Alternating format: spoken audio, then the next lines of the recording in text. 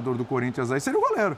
Seria o goleiro. Seria o Hugo Souza, que falhou no segundo gol, sim, mas que fez 3. A gente tá vendo, ele fez 3 defesas aí salvadoras. Essa é uma delas. E a gente tá girando aí os melhores momentos para você ir acompanhando. Talvez o segundo melhor jogador do Corinthians na partida. Vitor Birner, me chamou muito a atenção que o Zé Elias falou com toda propriedade sobre esse time do Corinthians. Um time sem alma.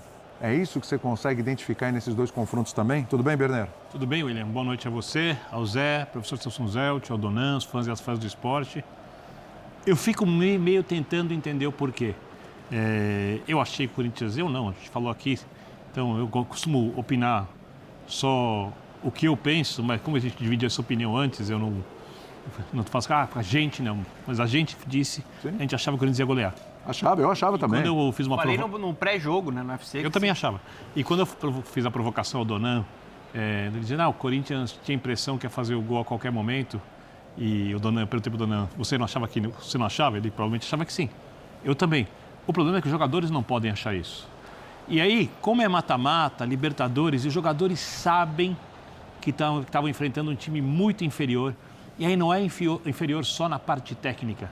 É inferior no tamanho da equipe, é inferior na parte física, é inferior no jogo coletivo, quando a gente fala de preparação, é inferior na qualidade do técnico, é inferior pela situação de jogar no estádio do adversário, diante de uma torcida que costuma ser barulhenta, é inferior na capacidade de se preparar fisicamente, é inferior na capacidade de pagar os salários, é inferior na capacidade de recuperar os... Não tem nada... São mundos diferentes. Mundos completamente diferentes. Mas esses Só mundos... foi superior na dedicação. E muito. E na vontade.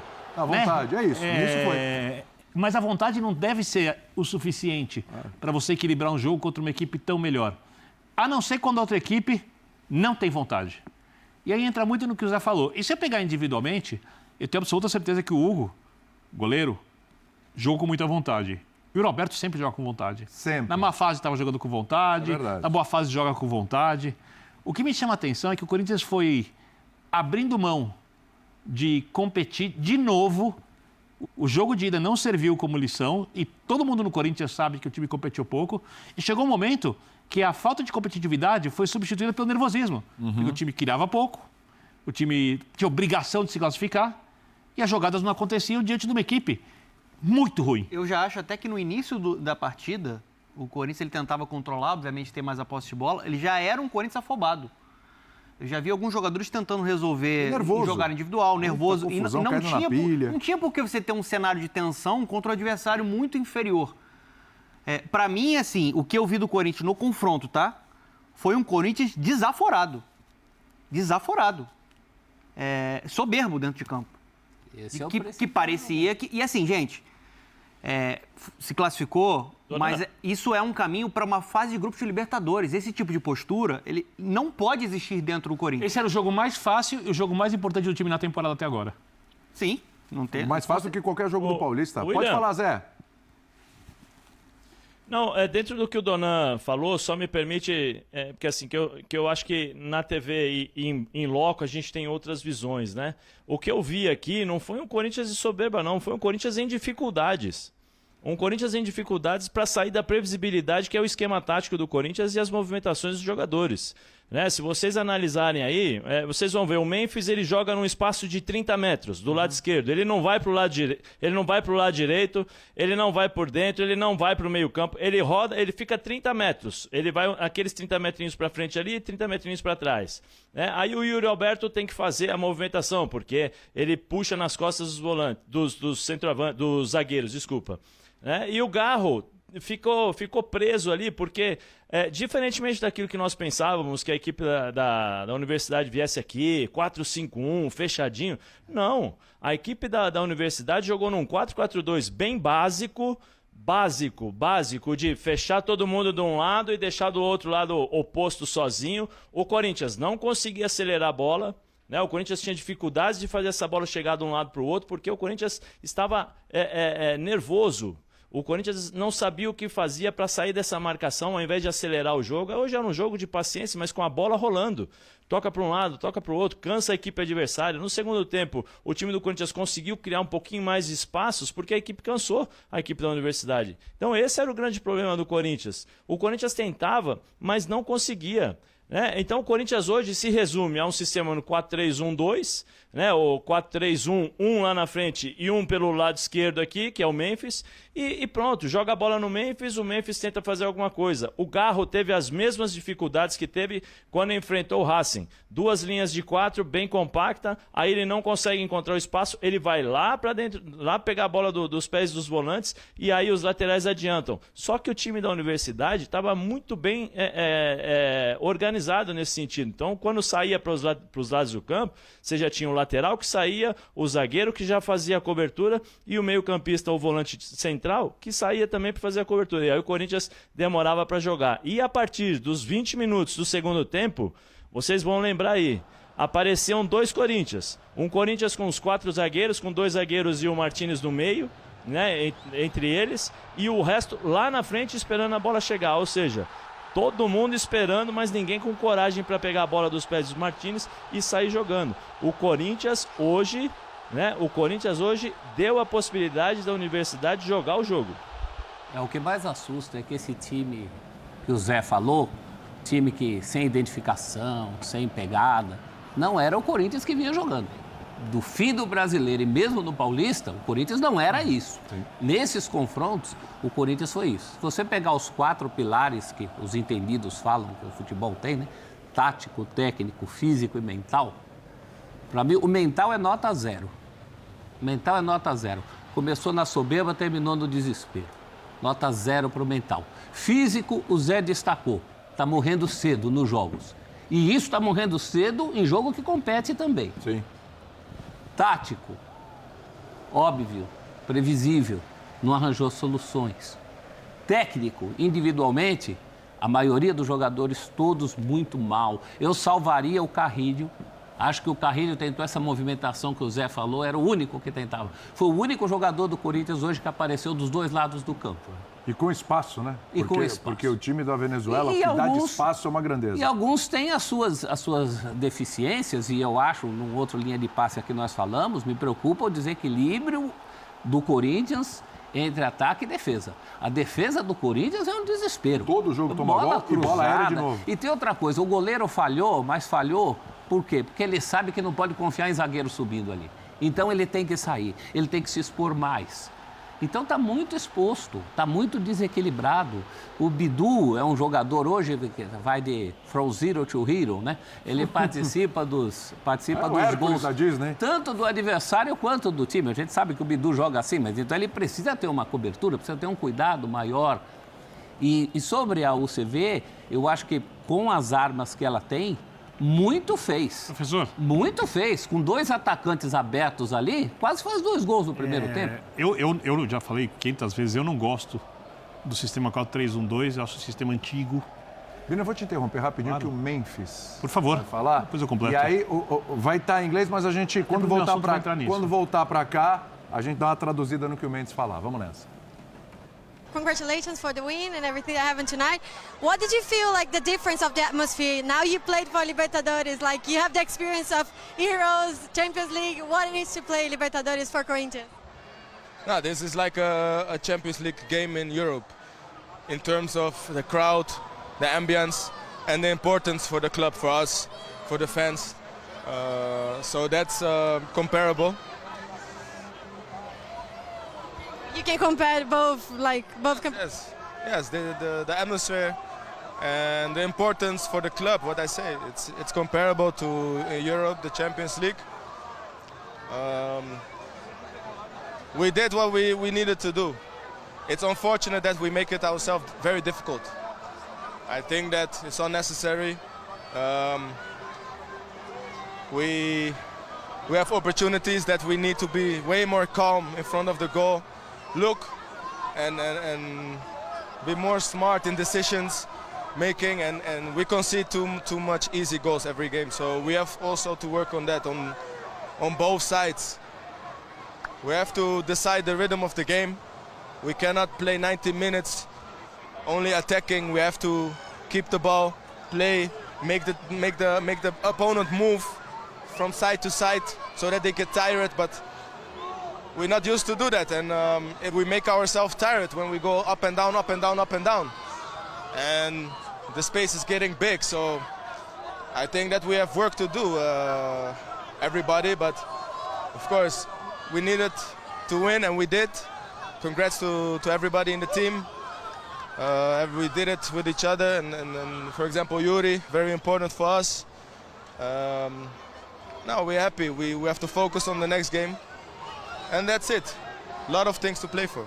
There was like a hug between you and Emiliano by the end of the game here. It felt like a relief hug as well and like a conversation. What happened there? Like, what did you guys talk? We needed to win today and of course the pressure is on us. We play at home. Look, we need to, these type of games, if we don't concede, we win these type of games 4-0. But because we concede also, the pressure is coming and the time keeps ticking and we get more tired.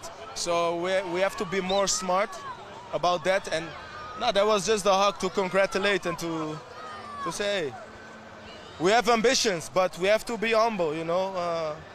We cannot forget where we were 6 months ago. And we don't have to act like we are now the best team in South America yet. Corinthians is definitely the biggest team in South America, but not the best yet. So we have work to do to achieve that and to win titles. But anyway, I'm happy. The fans showed out today. They are very important.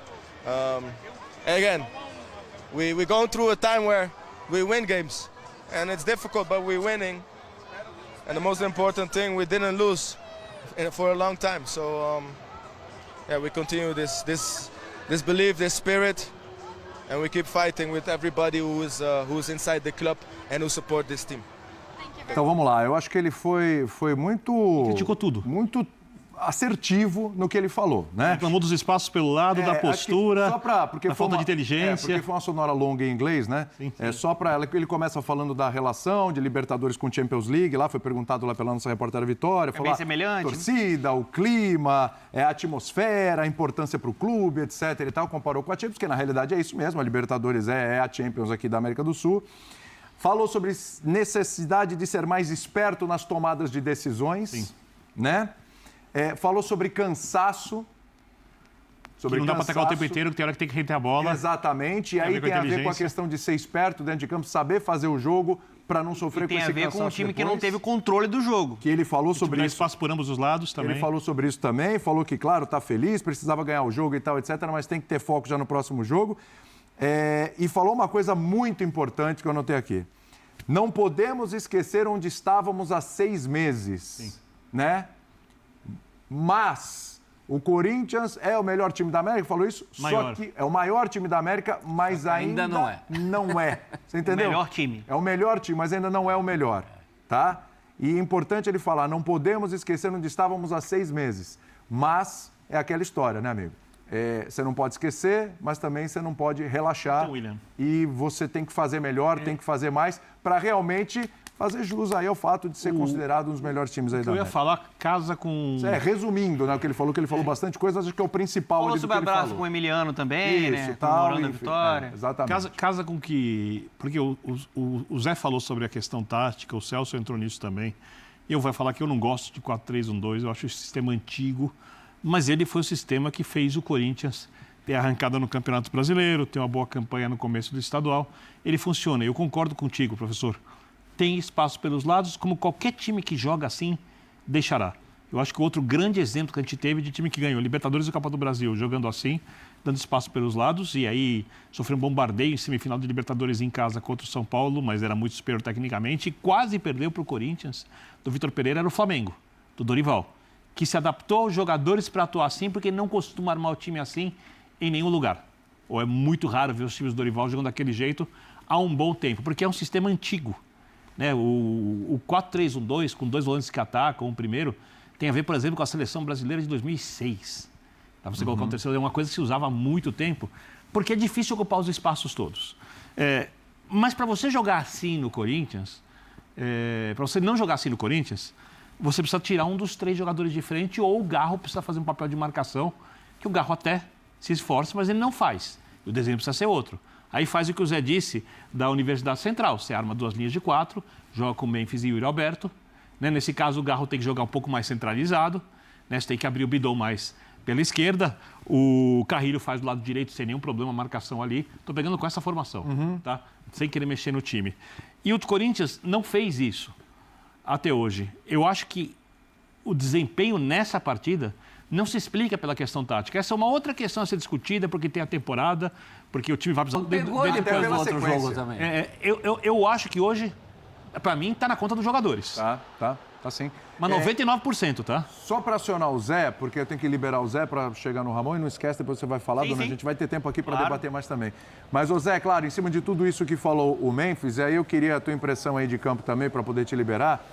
O Memphis falou tudo isso e ele está incluso nesse pacote, né? Porque vendo o jogo, claro, pela TV, dá a impressão às vezes que o Memphis, ele acabou enfeitando um pouquinho mais do que deveria em alguns lances, claro, deu uma assistência, mas enfeitou um pouquinho mais em horas que precisava ser mais objetivo, fez algumas gracinhas ali no começo do jogo. Faziam aquele gestual, né, que nós já sabemos qual é, mas assim, o que o Memphis falou, com todo, por favor, não me entendam mal, mas foi o que eu falei no começo aqui, o time do Corinthians não tinha paciência, não teve controle de jogo, não teve nada. O time do Corinthians entrou nervoso. O time do Corinthians entrou e falou, vou fazer um gol, pronto e acabou. E aí esqueceu de jogar, esqueceu que tem 90 minutos, esqueceu que você tem que ter o controle do jogo. Era um jogo... são muitos gols. São muitos gols para uma defesa como a do Corinthians não evitá-los, né? Então, assim, eu acho que passa, eu estou com o Donan, passa um pouco sim pelo Ramon, passa pelos jogadores, é uma questão de colocar os pezinhos no chão de novo, sentar, ter uma DR dentro do vestiário, que eu acho que às vezes ela é necessária, né, se faz necessário para que as pessoas e os jogadores possam entender. 3 meses atrás, né, o Memphis falou, eu vou só relembrar, faltando 8 rodadas para o Campeonato Brasileiro acabar, o Corinthians estava na 16ª colocação, se eu não me engano. Né? Então, o Corinthians sofreu demais. E assim, eu acho que o Ramon precisa encontrar outras maneiras, outras alternativas para o Corinthians jogar. Antes de começar o segundo tempo, nós estávamos falando aqui, nós apostávamos das substituições. Né? Porque ele falou, é muito nítido, é muito fácil ver e identificar o que ele vai fazer. Ele já fazia isso ano passado e ele continua fazendo. Ele tira um jogador de meio campo, abre um atacante pelo lado e transforma o Corinthians num 4-2-3. Foi assim que o Corinthians conseguiu sair da dificuldade do ano passado, e aí você acrescenta determinação com a técnica de alguns jogadores. Caso contrário, vai ser o que aconteceu e o que o